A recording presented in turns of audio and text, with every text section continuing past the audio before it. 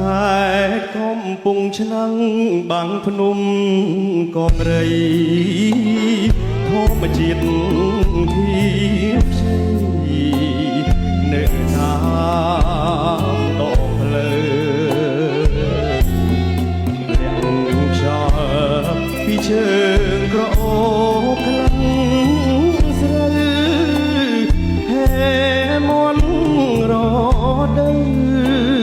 ស្រណោះភ្លៀងកា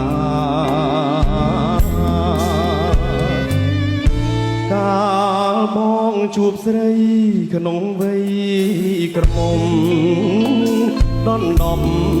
ផារំយោកាចាដងវងសងវែងក្រាបរំលើស្មាទឹកដមហេត្រាថតធំរុំស្រី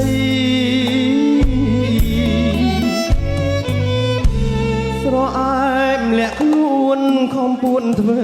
ឆ្នាំង